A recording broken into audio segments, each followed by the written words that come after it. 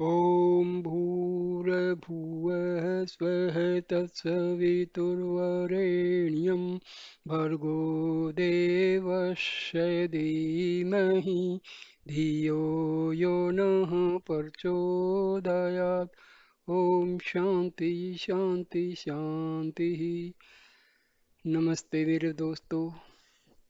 उपनिषदों की कहानी और कथाओं के श्रृंखला में मैं आज आपको एक कहानी सुना रहा हूँ। कहानी का शीर्षक है अश्वनी कुमार और उनके गुरु दध्यड़े। अश्वनी कुमार देवताओं के वैद्य कहे जाते हैं। ये दो भाई हैं, नासत्य और दस्र। ये दोनों भगवान भास्कर अर्थात सूर्य के पुत्र कहे जाते हैं। पुराणों में तो इनकी उत्पत्ति की कथा भी बड़ी विचित्र बतलाई गई है। कहा जाता है कि ये दोनों भाई अश्वनी अर्थात घोड़ी का रूप धारण करने वाली भास्कर सूर्य की पुतनी संज्ञा से उत्पन्न हुए हैं। एक तरह ये यमराज और यमुना भी इनके बड़े भाई और बड़ी बहन हैं। शायद यमराज अर्थात मृत्यु के भाई होने के कारण ही ये देवताओं के बहुत बड़े वैद्य कहे गए हैं। ये दोनों भाई देखने में सभी देवताओं से अधिक सुंदर और हष्ट-पुष्ट थे।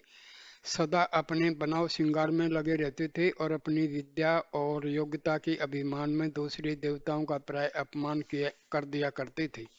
इतना ही नहीं, एक बार तो इन दोनों भाइयों ने देवताओं के राजा इंद्र का भी अपमान कर दिया था और अपनी विद्या के नशे में उन्मत्त होकर उन्हें खूब डांटा फटकारा भी था। कहा जाता है कि इसी कारण से इंद्र ने यज्ञों के भाग से इनका एकदम बहिष्कार कर दिया था और आज तक इसीलिए यज्ञ योगादि में इनका आह्वान कम होता है या बिल्कुल ही नहीं होता है। इंद्र के साथ इनकी दुश्मनी इसी कारण से बहुत बढ़ गई थी। अश्विनी कुमार के गुरु दध्यड़ अथर्व अथर्व अथर्व ऋषि थे, जिनके गुरुदेव स्वयं अथर्वा ऋषि थे।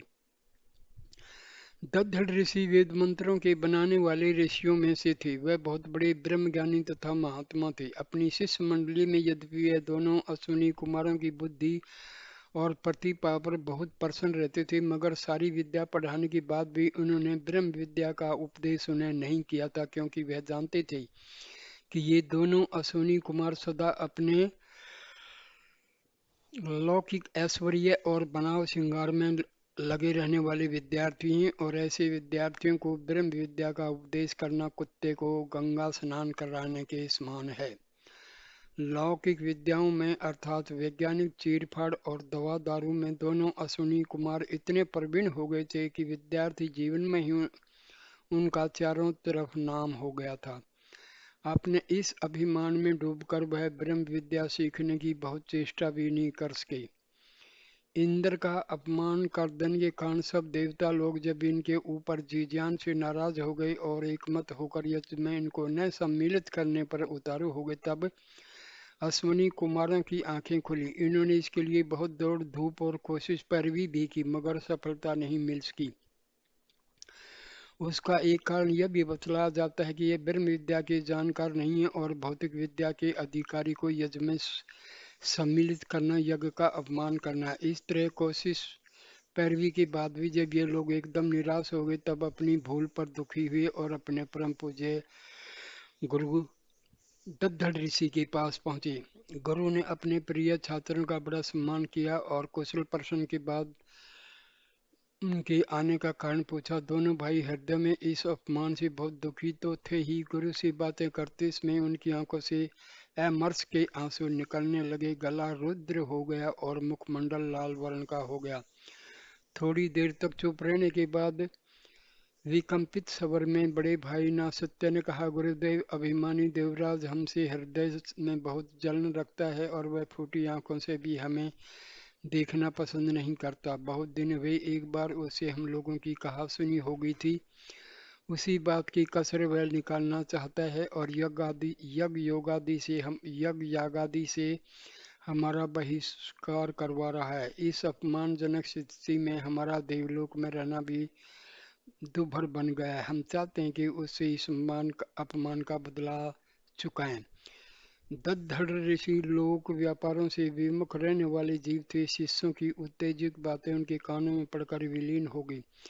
न तो उनके चेहरे पर कुछ विकार हुआ, न वाणी में शिष्यों के प्रति कोई सहानुभूति। अपने स्वाभाविक गंभीर स्वर में वह बोले, वत्स, इंद्र देवलोक का राजा है, उसके प्रति दुर्भावना रखना ही तुम्हारा घोर अपराध है। किसी से भी ईर्ष्या द्वेष करना तुम्हें शोभा नहीं देता।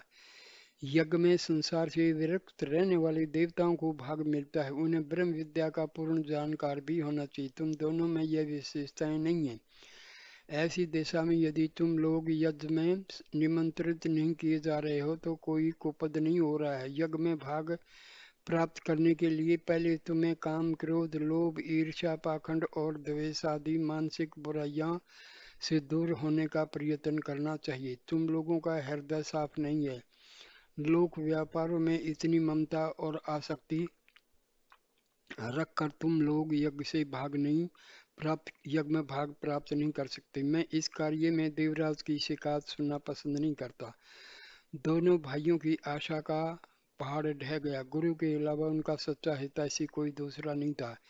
एक दिन की शिक्षा और अभ्यास से जीवन भर की अपनाई गई बुराइयां तो दूर नहीं हो सकती थी। उनके हृदय में तूफान उठकर वाणी से बाहर निकलने को विवश करने लगा। छोटे भाई दशरथ ने हाथ जोड़कर कहा, पूज्य गुरुदेव, इंद्र से इस घोर अपमान का बदला चुकाए बिना हमारे हृदय की जलन शांत नहीं हो सकती। हमें यज्ञ में भाग मिले या नहीं मिले, मगर इंद्र से बदला चुकाना तो बहुत जरूरी काम है। आप ऐसी किसी औषधि या विद्या की जानकारी हमें करवाइए जिससे इंद्र का मान मर्दन हम कर सकें। उसके बाद ही हम अपनी बुराइयां छोड़ सकते हैं। दद्दढ़ ने मुस्कुराते हुए दाहिना हाथ उठाकर कहा, आयुष्मान, जैसी विद्या या औषधि तुम्हारे गुरुदेव के पास नहीं है, ऐसी वैसी विद्या या औषधि तुम्हारे गुरुदेव के पास नहीं है जिसका उपयोग देवराज के मान मर्दन में या वैर निर्यातन में हो। बुराइयां संतोष, मनोनिग्रह, इच्छाओं के दमन से दूर हो सकती हैं। बदला चुका लेने के बाद भी तुम कभी शांत नहीं हो सकते। देवराज अमरों का स्वामी है, उसका शक्ति सामर्थ्य अजय और निस्सीम है। वह बदला चुकाने के बाद क्या चुप रहेगा? और उस हालत में तुम्हारी शांति सदा के लिए दूर हो जाएगी और नई नई बुराइयां उठने लगेंगी। जीवन नरक बन जाएगा। इसलिए मेरा सुझाव है कि तुम लोग जाकर मन और इंद्रियों को वश में करने का अभ्यास करो। दुनिया में किसी से भी ईर्ष्या द्वेष मत करो। संतोषी बनो और स्वभाव सदा के लिए, ये हिंसक जो स्वभाव है उसको हमेशा के लिए छोड़ दो। बड़े भाई ना सत्यन से नहीं रहेगा। हाथ मलते हुए हवा में बोला, पूज्य गुरुदेव, आपका शिक्षा तो हम सिर से धारण करते हैं, मगर इंद्र ने हमारा जो अपमान किया उसे भूल जाना हमारे लिए संभव नहीं है। जब हृदय में आग जलती रहती है तो मन या इंद्रियों में संतोष की वृत्ति कैसे आ सकती है? हम ये मानते हैं कि वैर शोधन के बाद हमें इंद्र से सदा के लिए झगड़ा मोल लेना पड़ेगा और हमारे जीवन की शांति विदा हो जाएगी। मगर कोई ऐसा उपाय तो वो आपको बताना ही पड़ेगा जिससे हमारा खोया हुआ अधिकार हमें फिर वापस मिले। हम देवराज से बैर चुकाना नहीं चाहते, पर अपना अधिकार छोड़कर जीवित रहना भी हमारे लिए कठिन है। गुरुदेव जाति का अपमान सबसे कठिन होता है, उसको भूलना आप जैसे ब्रह्म ऋषियों से ही संभव है, हमसे नहीं। दशरथ बड़े भाई ना सत्य का मुंह ताकने लगे। उसे यह बात पसंद नहीं आई, पर करता क्या। दंधड़ का अपने प्रिय शिष्य की इस प्रार्थना से सत्य और स्वाभाविकता की कुछ गंध मिला। कुछ देर तक वह जाने क्या विचारते रहे, फिर बोले, आयुष्मान, तुम्हारी ये बात मुझे जच रही है। इसका उपाय तुम्हें बता रहा हूँ, पर याद रखोगे, उसे तुम्हें मानना पड़ेगा। ना सत्य ने हाथ जोड़कर विनीत स्वर में कहा, गुरुदेव, आपकी आज्ञा का उल्लंघन करना हमारे बस की बात नहीं है। दद्दड़ बोले, आयुष्मान, यज्ञ में तुम्हारे खोए गए अधिकारों की प्राप्ति तुम्हें दो उपायों से ही हो सकती है। पहला उपाय तो बहुत आसान है, पर मुझे विश्वास नहीं है कि तुम लोग हमारा कहना मानोगे। ना सत्य ने कहा, आचार्य, मैं प्राण देकर भी आपकी आज्ञा पूरी करूंगा। दद्दड़ ने कहा, वत्स, पहला उपाय यही है कि तुम लोग ब्रह्म विद्या प्राप्त करने के अधिकारी बनो और अपने सहज अधिकारों से यज्ञ भाग के उपभोक्ता बनो। पर जानते हो तुम्हारा जीवन सात्विक नहीं है और असात्विक जीवन वाले को ब्रह्म विद्या की कदापि प्राप्ति नहीं हो सकती। मैं तुम्हें ब्रह्म विद्या सिखाने की प्रतिज्ञा तो कर लेता हूँ, पर इस शर्त पर कि तुम काम, क्रोध, ईर्ष्या, मोह, द्वेष आदि को जीतकर स्वल्प संतोषी और लौकिक व्यापारों से अनासक्त बनकर मेरे पास आओ। इस साधना के लिए तो मैं 12 वर्ष की अवधि दे रहा हूँ। धीरे धीरे इंद्रियों को वश में करते करते तुम तब तक उस स्थिति में पहुंच जाओगे जिसमें ब्रह्म विद्या की प्राप्ति संभव होती है। छोटे भाई दशरथ को गुरुदत्त धड़ की बातें नहीं भाई, वह बीच ही में बोल पड़ा, गुरुदेव हमें कृपा करके वह दूसरा उपाय बताइए। ना सत्य चुपचाप छोटे भाई की ओर ताकने लगा। दत्त ने कहा, वत्स दशरथ दूसरा उपाय कुछ कठिन है, पर तुम अध्यवसायी हो, उसे भी साध्य कर सकते हो। सुनो, महात्मा च्यवन नाम के एक ऋषि हैं, उनकी पत्नी सुकन्या एक बड़े राजा की पुत्री है। वे महात्मा च्यवन अपनी घोर तपस्या से त्रैलोकी को विचलित कर चुके हैं। सुरराज इंद्र तो उनका नाम सुनते ही कांपता है। च्यवन की आंखें फूट गई हैं, उनका ऐहिक जीवन दुखमय हो गया, इसी चिंता में उनका शरीर शिथिल हो गया है। यदि तुम लोग उनकी आंखें अच्छी कर सको और उन्हें शरीर से पूर्ण निरोग बना सको तो मुझे विश्वास है कि वे तुम्हें यज्ञ में भाग दिलाने की व्यवस्था बांध सकेंगे। उनका तपह तो इस संसार में कोई भी काम करा सकता है, उसके लिए यह तो बहुत मामूली बात है। कुमार दशरथ मारे खुशी के नाच उठा। फूटी हुई आंखें बना देना और रोगी को निरोग तथा पुष्ट बना देना उसके बाएं हाथ का काम था। बड़े भाई ना सत्य की ओर देखते हुए बोला, तात मुझे यही उपाय सरल मालूम पड़ रहा है। हम बहुत जल्द ही महात्मा च्यवन को चंगा करके अपनी कामना पूरी कर सकेंगे। चलिए चलें, अब देर करने की जरूरत नहीं है। ना सत्य को भी छोटे भाई की बात अच्छी लगी। उसने हाथ जोड़कर धड़ से जाने की आज्ञा मांगते हुए कहा, गुरुदेव मुझे अब उस महात्मा च्यवन का आश्रय बताइए।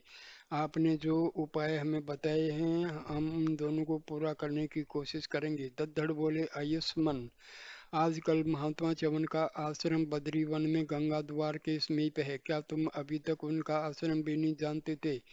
जाओ, तुम्हारी कामनाएं सफल होंगी, पर वत्स यह याद रखना कि इन दोनों में से किसी भी उपाय में प्रतिहिंसा या बदला लेने की भावना से नहीं, बल्कि अपने अधिकारों को प्राप्त करने की भावना से ही प्रयास करना, तभी सच्ची सफलता भी मिल सकेगी। ईर्ष्या और द्वेष का कांटा जब तक मन में बना रहता है तब तक सफलता मिलने पर भी सच्ची शांति नहीं मिलती और बिना शांति के सच्चा सुख नहीं मिलता। दोनों अश्विनी कुमार अपने गुरु दद्दड़ के चरणों पर शीश रखकर बद्री वन को की ओर रवाना हो गए। उसमें उनके हृदय में उल्लास की तरंगें लहरा रही थी। देवताओं के स्वामी इंद्र को 1000 आंखें कही जाती है। इसका मतलब यह है कि वह बड़े चतुर, नीतिमान और त्रैलोक्य भर में होने वाली बातों की सदा खबर रखते थे।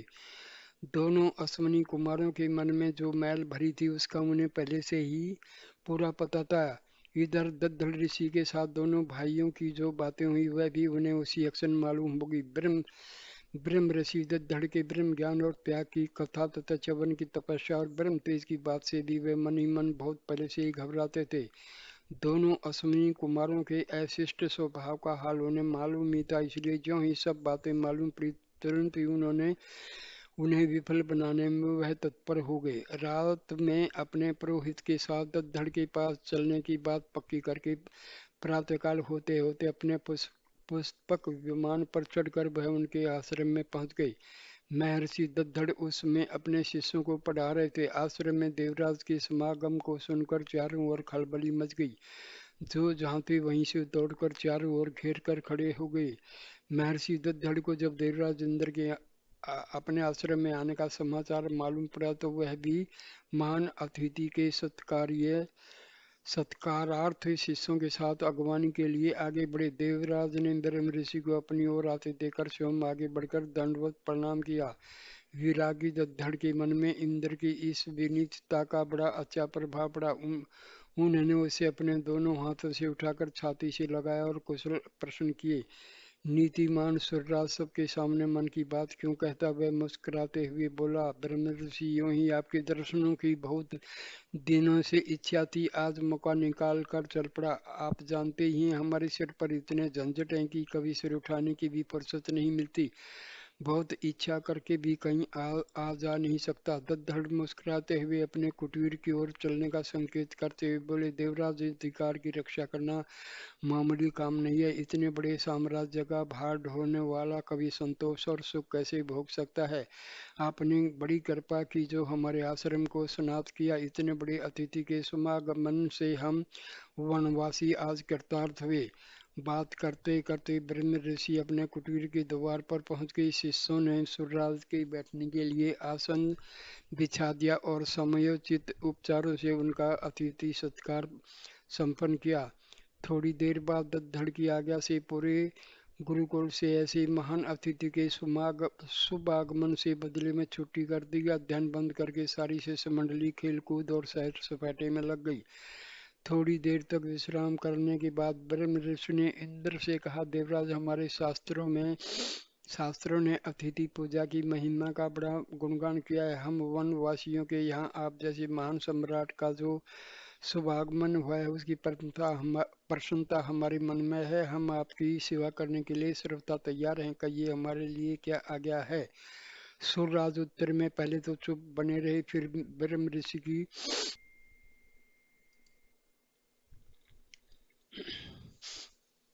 दद्दर ने कहा, देवराज, हम आपकी सेवा करने के लिए सर्वथा तैयार हैं। साधारण अतिथि भी हमारे पूज्य माने गए हैं, तो फिर आप जैसे महान अतिथि की एक बात को पूरी करके मैं अपने कर्तव्य का पालन ही करूंगा, उसमें आप कोई निहोरा न माने। सुर राजेंद्र की मनचाही बात हो गई। अपने माया जाल में वह पूरी तरह दद्दड़ को फंसा लेने के बाद हाथ जोड़कर विनीत स्वर में बोले, मैं आपसे ब्रह्म ज्ञान की दीक्षा लेना चाहता हूँ।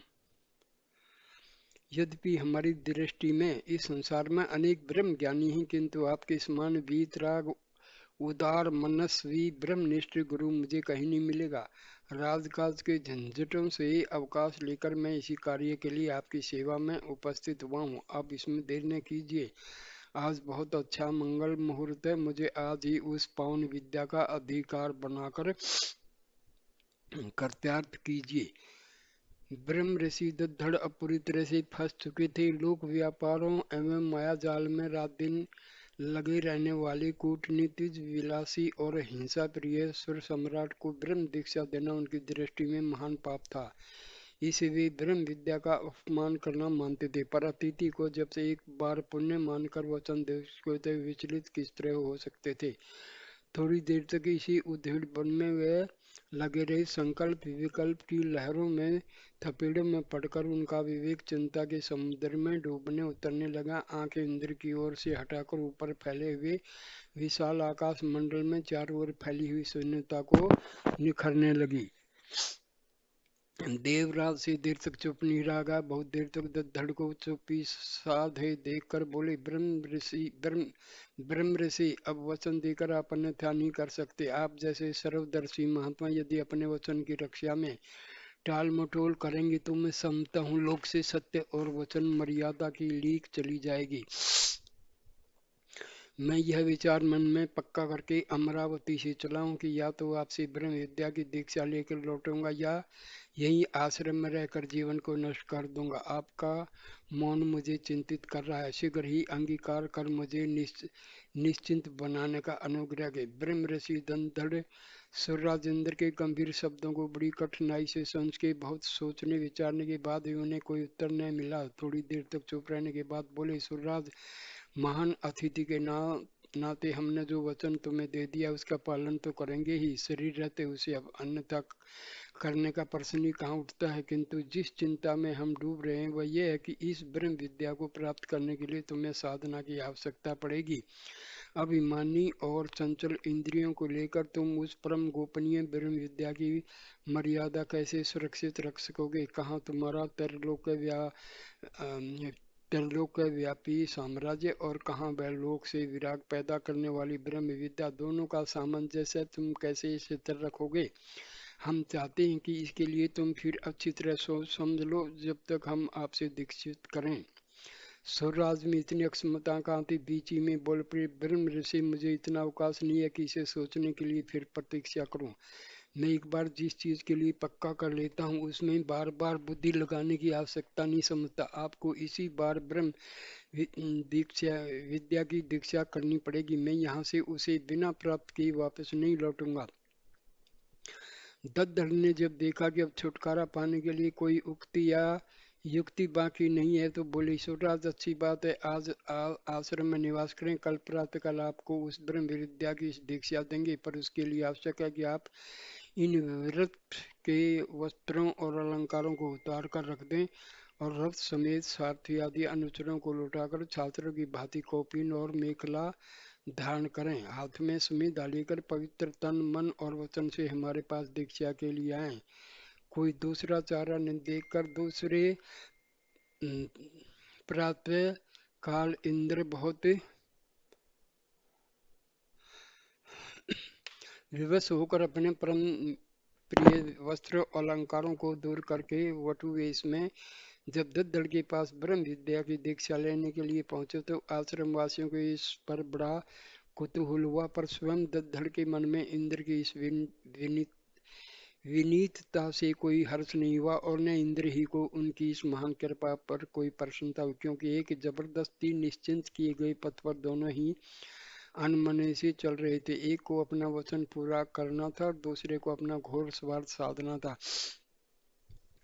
आखिरकार दत्तधड़ को अपना वचन पूरा करना पड़ा। इंद्र ने कपटी मन से ब्रह्म विद्या की दीक्षा तो ग्रहण की, पर उसे कोई मानसिक संतोष या शांति अंत तक नहीं मिली। एक दिन उपदेश करते समय दत्तधड़ ने भोग विलास की निंदा करते हुए इंद्र की बराबरी एक कामी कुत्ते से की और बताया कि जो मनुष्य इस संसार में जन्म लेकर अपना स्वार्थ साधने में लगे रहते हैं और भोग विलास को छोड़कर जिनके जीवन का कोई दूसरा उद्देश्य ही नहीं होता, तो उनका जीवन सिवाय दुख शांति और असंतोष की और कुछ नहीं है।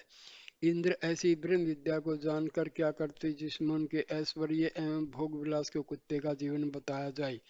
जिस ऐश्वर्य सुख और भोग विलास आदि की प्राप्ति के लिए बड़े बड़े ऋषि तपस्या करते करते जिंदगी बिता देते हैं और तिस पर भी उसे नहीं पाते, वह कुत्ते का जीवन किस प्रकार हो सकता है। उन्होंने मन में संदेह किया कि ब्रह्म ऋषि अपने प्रिय शिष्य अश्विनी कुमारों की प्रेरणा से मेरा अपमान कर रहे हैं। इनका हृदय पक्षपात के कारण कलुषित हो गया है। मेरा इतना घोर अपमान त्रिलोक में कहीं नहीं हुआ। मन में इस संदेह के अंकुर ने थोड़ी देर में वैर वरस का रूप धारण कर लिया। उनकी आंखें लाल होगी, नाक से गर्म उच्छ्वास निकलने लगे और मुखमंडल पर लालिमा छा गई। बड़ी कठिनाई से भी वह अपने को रोक नहीं सके। जमीन पर से उठकर खड़े हो गए और बोले, महर्षि बस कीजिए, मुझे इससे अधिक अपमानित मत कीजिए, अन्यथा आपकी खैर नहीं है। त्रिलोक में रहने वाले किसी भी प्राणी में इतनी शक्ति या हिम्मत नहीं कि मेरे सामने इस तरह की बात करे। गुरु होने के कारण मैंने आपकी सारी आज्ञाओं का आंख मूंद कर पालन किया, पर इसका यह तात्पर्य नहीं है कि मेरा अपमान मर गया है, स्वाभिमान मर गया है। मैं इतना हीन हो गया हूँ कि आप जो कुछ कहें मैं चुपचाप सुनता चला जाऊं। दत्तधड़ का संसार में किसी से भय तो था ही नहीं। अपने स्वाभाविक स्वर से बोले, देवराज हमें संसार में आप ही पहले व्यक्ति मिले हैं जो ब्रह्म ज्ञान की प्राप्ति के बाद भी इतने असंतुष्ट और अशांत हैं। हमने किसी राग द्वेष वश लोगों की निंदा नहीं की है। आप जो चाहें कर सकते हैं, हमें किसी से भय नहीं है। इंद्र को महर्षि दत्तधड़ के इस अभिनय से और भी क्रोध आ गया। सबर को रूक्ष और कठोर बनाते हुए बोले, महर्षि आज अनेक कारणों से मैं आपको छोड़ दे रहा हूँ, मगर यदि फिर कभी किसी को इस ब्रह्म विद्या का उपदेश आप करेंगे तो उसी क्षण में अपने वज्र से आपका सिर तोड़ दूंगा। दत्तधड़ के मन पर इंद्र के इस दृढ़ व्यवहार का कोई प्रभाव नहीं पड़ा। वह पूर्ववत शांत बने रहे। क्रोध या अक्षोभ की अक्षीण रेखा भी नहीं उठी। मुस्कुराते हुए बोले, सूर्यराज बहुत अच्छी बात है, जब हम किसी को इस ब्रह्म विद्या का उपदेश करें तो हमारा सिर तोड़ दीजिए। क्रोध से पागल इंद्र के मन पर ब्रह्म ऋषि महर्षि दत्तधड़ की इस अक्षमा और शांति का प्रभाव पड़े बिना नहीं रह सका, पर एक बार उत्तेजित होने के बाद तुरंत अक्षमा मांगना उनकी प्रकृति के अनुकूल नहीं था। वे तुरंत ही वहां से उठे और बिना ही प्रणाम आदि किए अपनी राजधानी की ओर रवाना हो गए। उधर ब्रह्म ऋषि च्यवन के आश्रम में पहुंचकर अश्विनी कुमारों ने अपने कौशल और बुद्धि बल से उनकी आंखें ठीक कर दी और उन्हें जवान के समान सुंदर, स्वस्थ और शक्ति संपन्न बना दिया। सुकन्या और उसके पिता को इससे अपार खुशी हुई। च्यवन के आनंद का कोई वारा पार न रहा। हमारी खुशी के वे ना छूटे। अश्विनी कुमारों से प्रसन्न होकर वे बोले, तात आप लोगों की इस महान कृपा को हम जीवन भर भूल नहीं सकते। हमारे जीवन को सुखी बनाकर आप लोगों ने केवल हमें संतुष्ट बनाया, बल्कि सुकन्या और उसके पिता की भी बहुत विपत्तियां उससे दूर हो गई। आप लोग इसके बदले में हमसे जो कुछ भी वरदान चाहे मांग सकते हैं। दोनों भाई बहुत प्रसन्न हुए। उनके मन की चीर अभिलाषा पूरी हुई। च्यवन की तपस्या का प्रभाव और महत्व की चर्चा वे पहले ही सुन चुके थे। थोड़ी देर तक बहुत कुछ सोच विचार कर छोटे भाई दशरथ ने कहा, महर्षि यदि आप सचमुच हमारे ऊपर प्रसन्न तो हमें यज्ञों में भाग प्राप्त करने का अधिकारी बनाए। देवराज ने ईर्ष्यावश हमारे विरुद्ध में इतना दूषित प्रचार किया कि सभी देवताओं के साथ ऋषियों ने हमें यज्ञ भाग प्राप्त करने का अधिकार से वंचित कर दिया। इस जातीय अपमान से बहुत दुखी हैं। बड़े भाई ना सत्य उसमें महर्षि च्यवन के मुख की ओर ताक रहे थे। दशरथ की बातें सुनकर च्यवन बोले, आयुष्मान आपकी इच्छा पूर्ण होगी। हम शीघ्र ही एक बहुत बड़ी यज्ञ में आपको यज्ञ भाग का अधिकारी बनाकर सदा के लिए वह मर्यादा शिथिल कर देंगे। देवराज का हमें कोई भय नहीं है। उनकी शक्ति का मुकाबला करने में हम नहीं डरते। आप लोग निश्चिंत रहें। महर्षि च्यवन ने अपनी बात पूरी की। देवराज ने इसमें विघ्न पहुंचाने की जी जान से कोशिश की, मगर सब बेकार रहा। यहाँ तक कि मारपीट की भी नौबत आ गई थी, पर कोई फल नहीं निकला। यज्ञ में ये शनि कुमारों को भाग मिला और इंद्र का मान मर्दन हो गया। यज्ञ में भाग प्राप्त कर अश्विनी कुमारों का अमर्ष शांत हो गया। अब वह अपने गुरु महर्षि दद्धड़ के वचनों पर विश्वास रख जीवन की साधना में लीन रहकर ब्रह्म विद्या प्राप्त करने की योग्यता की तैयारी में लगे। उन्हें अपनी साधना में सफलता भी मिली। चारों ओर जगत में उनके स्वभाव के परिवर्तन की प्रशंसा होने लगी। देवताओं में भी उनकी प्रतिष्ठा बहुत बढ़ गई। जहां जाने पर पहले कोई सीधी बात नहीं पूछता था, वहां उनका स्वागत समादर होने लगा। लोग व्यापार से भी उनको विराग होने लगा और अपना बनाव श्रृंगार की भावना भी समाप्त हो गई। अपने मृदु वचन, सदाचरण, सरलता, दया, शांति, संतोष, अहिंसा आदि सद्गुणों से बहुत सफल बन गए। अशांति और असंतोष की आग उनके निर्मल मन से सदा के लिए बुझ गई। इस प्रकार वैराग्य आदि साधनों से सुसंपन्न होकर वे दोनों भाई अपने गुरु महर्षि दद्धड़ के पास पहुंचे और ब्रह्म विद्या की प्राप्ति के लिए अपनी उत्कट इच्छा प्रकट करते हुए विनीत प्रार्थना करने लगे। महर्षि दद्धड़ बड़े असमंजस में पड़ गए। अश्विनी कुमारों के व्यवहार से उन्हें यह मालूम तो हो गया कि अब ब्रह्म विद्या को प्राप्त करने के सच्चे अधिकारी बन गए, पर कठिनाई इंद्र के अमर्ष की थी। एक और वचन देकर भी योग्य शिष्यों को ब्रह्म विद्या ने सिखाने का पाप लगता था, तो दूसरी ओर इंद्र के वचन का उल्लंघन करने के कारण उनको एक ब्रह्म हत्या के लिए विवश करने का दोष लगता था। इस दुविधा पर को बहुत बड़ी देर तक उलझे रहे और शिष्यों से इंद्र के साथ वे अपने विवाद की कथा बतलाते हुए बोले, वत्स हमें प्राणों का मोह नहीं है। वचन असत्य होने की अपेक्षा मृत्यु की गोद में सो जाना अच्छा है। तुम्हारे साथ की गई प्रतिज्ञा का पालन करना हमारा धर्म है, पर इंद्र को विवश होकर हमारी हत्या करनी पड़ेगी। यह भी एक पाप हमारे सिर लगेगा। ऐसी विषम स्थिति में हमें कुछ निश्चिंत कर लेने दो। आज आश्रम में शांति पूर्वक, कल प्रातः हम अपना निश्चित कर्तव्य करेंगे। अश्विनी कुमारों को गुरु की व्यवस्था का जब पता लगा तब वह बहुत दुखी हुए, पर विवेक और बुद्धि ने उनका साथ नहीं छोड़ा। थोड़ी देर बाद छोटे भाई दशरथ ने कहा, गुरुदेव यदि ऐसी व्यवस्था है तो मुझे उस ब्रह्म विद्या की कोई आवश्यकता नहीं है जिसके लिए आपको शरीर छोड़ना पड़े। दद्धड़ ने दशरथ की ओर देख मुस्कुराते हुए कहा, वत्स इस नासवान संसार में जिसने भी जन्म लिया वह एक न एक दिन मृत्यु की शरण में तो जाएगा ही। अपने किए गए कर्मों का फल तो उसे भोगना ही पड़ेगा, क्योंकि यह कर्म भूमि है। अच्छे या बुरे कर्मों का फल भोगने के लिए ही जीव को यहाँ आना पड़ता है। मृत्यु एक निश्चित चीज है, उससे डरकर कोई बच नहीं सकता। आज या आज के 100 वर्षों में भीतर किसी न किसी दिन उसका सामना करना पड़ेगा। उससे जो डरता है वह कायर और पापात्मा है। मनुष्य को अपने कर्तव्यों पर दृढ़ रहते हुए यदि मृत्यु प्राप्त हो जाए तो उससे अच्छी मृत्यु मिल ही नहीं सकती। वत्स ये मृत्यु है क्या, इसे जान लेने के बाद उससे कोई नहीं डरता। दशरथ को गुरु के इस वचन पर कुछ विस्मय सा हुआ। वह बीच में ही बोल पड़ा, गुरुदेव, मैं मृत्यु के उस स्वरूप को जाना जानना चाहता हूँ जिसे जानने के बाद उससे कोई डरता नहीं। दद्दड़ बोले, वत्स, मृत्यु से केवल शरीर भर बदलता है, आत्मा तो अजर अमर और अविनाशी है, उसमें कोई मार नहीं सकता। जिस तरह पुराने वस्त्र को छोड़कर मनुष्य नए वस्त्र धारण करता, उसी तरह पुराने शरीर को छोड़कर आत्मा भी नया शरीर धारण करता है। जिस तरह अच्छा दाम या शर्म लगाने पर अच्छा वस्त्र और काम दाम या शर्म लगाने पर मामूली वस्त्र मिलता है, उसी तरह अच्छे और बुरे कर्मों के अनुसार आत्मा को भी अच्छे और बुरे शरीर मिलते हैं। बड़े भाई नासत्य ने हाथ जोड़कर कहा, गुरुदेव, कुछ भी हो, पर आपके इस शरीर से संसार का जितना कल्याण हो रहा है उससे देखते हुए उसकी सब प्रकार से रक्षा करना ही हमारा परम धर्म है। दशरथ बोले, गुरुदेव, मुझे इंद्र का बिल्कुल भय नहीं है, मैं उन्हें असफल कर दूंगा, आप निश्चिंत रहें।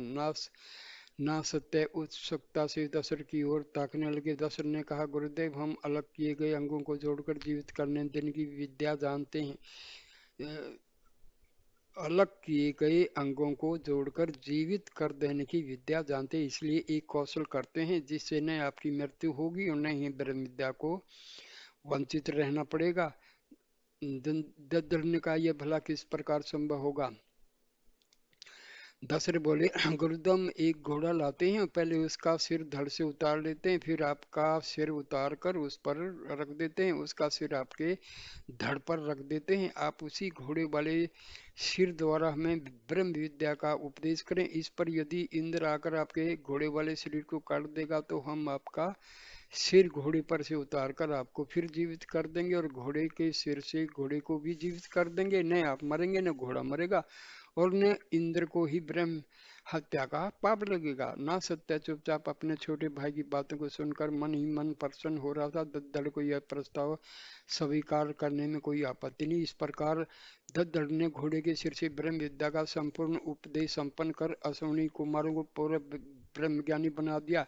अब उन्हें यज्ञ से बहिष्कृत करने की बात कोई नहीं उठा सकता था। इधर इंद्र को अश्विनी कुमारों को दद्दड़ द्वारा ब्रह्म विद्या प्राप्त करने का जब समाचार मिला तो वह क्रुद्ध होकर अपनी राजधानी से दौड़ पड़े और पहुंचते ही बिना कुछ पूछे क्रूर वज्र से उनके घोड़े वाले सिर को धड़ से काटकर अलग कर दिया। पर अश्विनी कुमारों ने अपनी संजीवनी विद्या द्वारा घोड़े के धड़ पर लगे हुए अपने गुरु के सिर को उतार कर उन्हें इंद्र के सामने पुनः जीवित कर दिया और जमीन पर छटपटाते हुए घोड़े के सिर को उसके धड़ पर रखकर उसे भी जीवित कर दिया। देवराज इंद्र ने चकित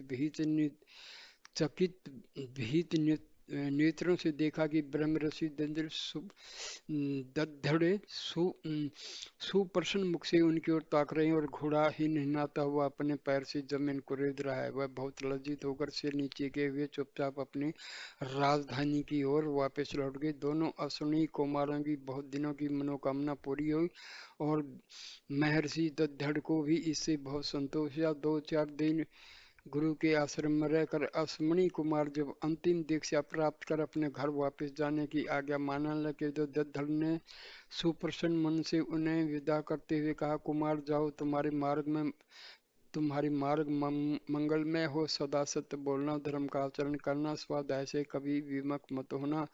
जो कर्म निंदा रहते हैं उन्हें ही करना। निंदित कर्म कभी भूलकर भी न करना। बेटा, छल छिद्र ईर्ष्या द्वेष से सदा आग की तरह बसते रहना, ये जलाने वाली वस्तुएं हैं। परोपकार से सदा प्रीति बनाए रखना, इसके समान दूसरा कोई धर्म नहीं है। यहाँ तक कि अपने शत्रुओं से भी भरसक मित्र का भाव रखना, यही इस विद्या को प्राप्त करने का सुफल है। इन्हें कभी धोखे में मत भूलना। ना सत्य और दशरथ महर्षि दद्दड़ के इस उपदेशामृत को अवहित चित्त से पान कर उनके चरणों पर अंतिम बार सिर झुकाकर अपने आश्रम के पथ पर अग्रसर हो गए। उस समय उनके निर्मल मानस में संतोष और शांति की सुषमा छाई हुई थी। उनके निसर्ग प्रसन्न सुमन से वैर का कांटा निकल चुका था। अब उनकी बाहरी दृष्टि में चारों ओर हरी भरी सृष्टि आनंद समुद्र में निमज्जित हो रही थी और भीतरी हृदय से किसी अज्ञात को कोने में काली माँ की कोई अक्षीण रेखा नहीं दिखाई पड़ रही थी। ये तैत्तिरीय ब्राह्मण बृहदारण्यक उपनिषद से लिया गया है। इसी के साथ एक उपनिषदों के 4 अमर संदेश भी हैं, ये सुनिए। भाइयों उठो जागो, अपने अभीष्टों को प्राप्त करो। जब तक तुझको अपने अंतिम अभीष्ट न मिल जाएं, कदापि न रुको, अथवा इस विषय में श्रेष्ठ जनों के समीप जाकर उनके अनुभव प्राप्त करो। छोरे की तेज धार के समान जीवन के महान लक्ष्य का दुर्गम मार्ग अति कठिनाई से प्राप्त होता है। बड़े बड़े विद्वानों, पंडितों, ऋषि मुनियों तक ने यही बात कही है। जब मनुष्य के हृदय में चिरकाल से बसी हुई कामनाएं छूट जाती हैं, तब वह अमरता को प्राप्त करता है, अर्थात तब उसे मृत्यु का भय नहीं रह जाता। इसी मृत्यु लोक में अथवा इसी मनुष्य योनि में वह शाश्वत ब्रह्म की प्राप्ति करता है। इस प्रकार जब हृदय से सारी संदेह, छल, छिद्रादि की गांठें टूट जाती तो वह अमर हो जाता है। बस इतना ही सभी शास्त्रों का निचोड़ है। प्राचीन काल में शास्त्रीय शिक्षा समाप्त कर लेने के बाद गुरुजन अपने छात्रों को किस प्रकार उपदेश करते थे, इसे उक्त पंक्तियों में बताया गया है। सदा सत्य बोलना, धर्म करना, कभी भूल कर भी सत्य से बेपरवाही मत करना, धर्म से बेपरवाही मत करना, किसी की भलाई करने से अथवा कार्य में निपुणता प्राप्त करने से बेपरवाही मत करना, अपनी उन्नति की ओर कभी उपेक्षा मत करना, कभी पढ़ने और पढ़ाने की उपेक्षा मत करना। माँ को देवता माना मानना, पिता को देवता मानना, आचार्य को देवता मानना, अतिथि को देवता मानना, जिनकी कोई कभी निंदा नहीं कर सके ऐसे कामों को करना, किसी ऐसे कामों को कभी मत करना जिनकी लोग निंदा करें। हमारे जो अच्छे काम कहे जाते हैं, जिनकी संसार में प्रशंसा होती है, उन्हीं का अनुकरण तुम भी करना। किसी निंदित व अप्रशंसित कर्म का अनुकरण कभी मत करना। जो कुछ किसी को देना उसे श्रद्धा से देना, बिना श्रद्धा के कभी कुछ भी मत देना। प्रसन्नता से देना, विनम्रता से देना, डरते हुए कभी डरते हुए की तरह देना, ऐंठ कर मत देना, प्रेम से देना। यदि जीवन में कभी किसी कार्य के बारे में तुम्हें संदेह हो अथवा अपनी जीविका या व्यवहार में कभी कुछ संदेह उठे, तो ऐसी स्थिति में तुम्हारे समीप जो श्रेष्ठ ब्रह्मज्ञानी, सबको समान रूप से प्रेम करने वाला, अपने का कर्मों में निरत रहने वाला, सदा सावधान एवं धर्म में मति रखने वाला हो, उसकी शरण गहना।